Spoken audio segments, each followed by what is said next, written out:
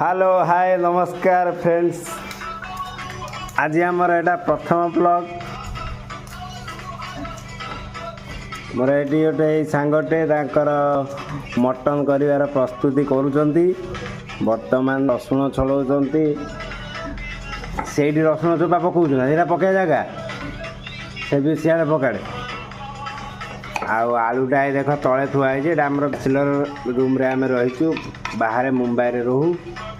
बर्तमान मटन कर प्रस्तुति होची। आज आम चेष्टा करूँ किशोर भाईना मटन स्टाइल रे मटन करने को आपण देखंतु आमती थोड़ा ट्राए करन।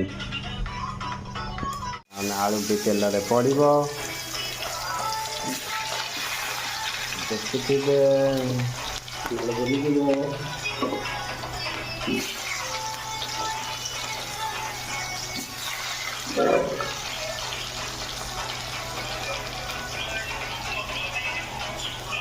बर्तमान आलू पड़गला। आलू टे लुण पड़ो टे लुण आलू पड़ा पर सुखसुखिया कर भजा टे हम भजा टे हो बाहर कराई तापर आगर प्रस्तुति आपन को कहनी देखा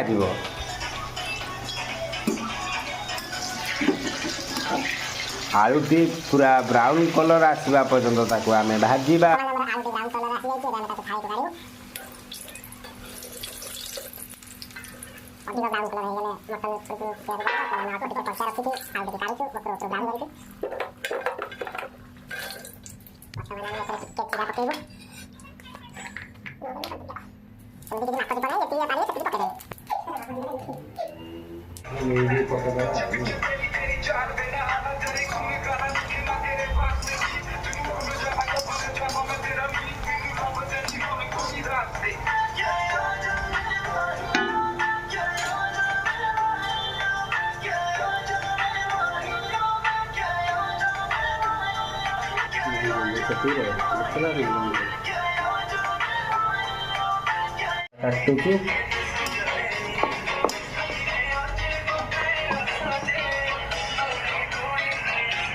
पचारे आम कह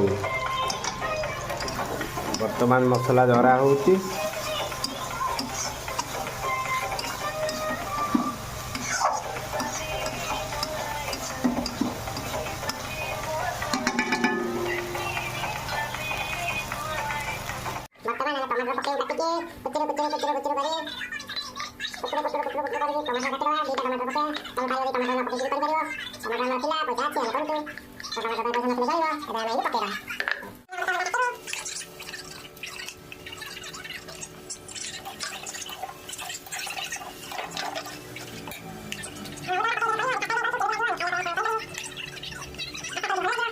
बर्तमान आमर मसला कषा चली लुण पड़ी लंका गुंड पड़ी हलदी पड़ी सब पड़ी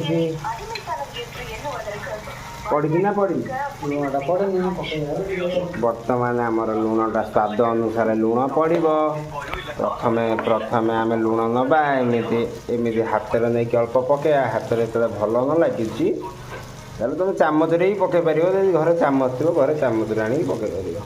आम आउ टे पकईदे लुण लुणिया हेले पानी पूरे दवा किसी असुविधा ना बाहर लोक तो खाइबार नहीं आम निजे खाइबू आउ टे पकईदे लुण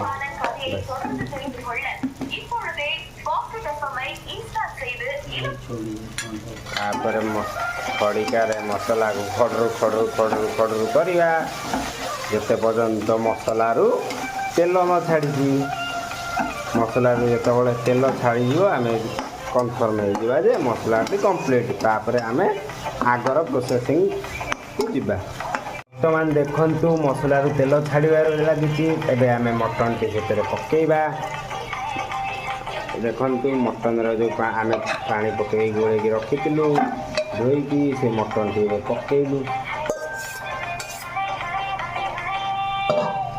एवं आम ताकू खड़रू खाड़रू कर गोलेगा।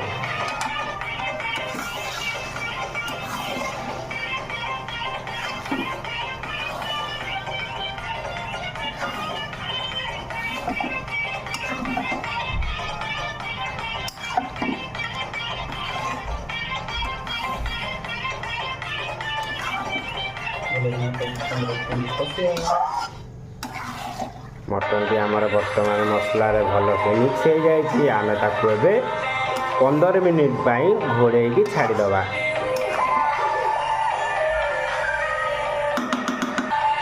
ବର୍ତ୍ତମାନ କାଢ଼ିକି ଟିକେ ଘୋଡ଼େଇ ଦେବା।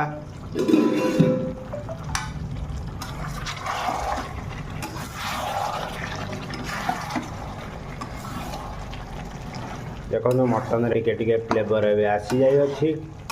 ମଟନଟାକୁ ଆଉ ଟିକେ ଗୋଳେଇକି ପୁଣି କିଛି ସମୟ ଆଉ କିଛି 15 ମିନିଟ୍ କି 10 ମିନିଟ୍ ଆମେ ଆମ ଇଚ୍ଛା ଆମେ ଯେତେ ସମୟ ଘୋଡ଼େଇ ପାରିବୁ। ଆଉ ତୁମ ଇଚ୍ଛା ଆମେ ଯେତେ ସମୟ ଘୋଡ଼େଇ ପାରିବ। ତୁମେ ବିନା ଘୋଡ଼ାରେ ବି କରିପାରିବ, କିଛି ଅସୁବିଧା ନାହିଁ। ଆମେ ଆଉ ଟିକେ ଚେଷ୍ଟା କରିବୁ ତାକୁ ଆହୁରି ଭଲ କରିବା ପାଇଁ।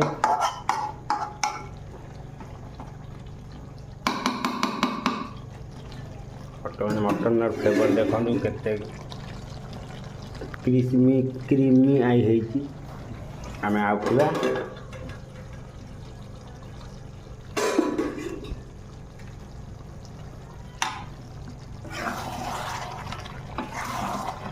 ମଟନର ପାଣି ପୁରା ଶୁଖିଯାଇଛି। ବର୍ତ୍ତମାନ ବହୁତ ମଟନର ଯେଉଁ କଷିଲା ପରେ ଯେଉଁ ତେଲଟି ବାହାରେ, ଆମେ ଏବେ ତାକୁ ଗ୍ୟାସ୍ ଫ୍ଲେମ୍ଟା ବଢ଼େଇବା। କାରଣ ତା'ର ଯେତିକି ପାଣି ଅଛି ଏ ପାଣିଟି ପୁରା ମାରିଲା ପରେ ଆମେ ଏବେ ଅମୃତଭଣ୍ଡା ଆଗେ ଏଥିରେ ପକାଇବା।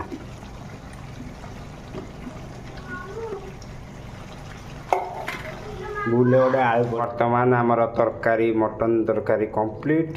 ଦେଖନ୍ତୁ କେତେ ସୁନ୍ଦର ଦେଖାଯାଉଛି। ଦେଖନ୍ତୁ ବର୍ତ୍ତମାନ ଆମେ ଆପଣଙ୍କୁ ଖାଇଲା ବେଳେ ଜଣାଇବୁ କେମିତି ହେଇଛି।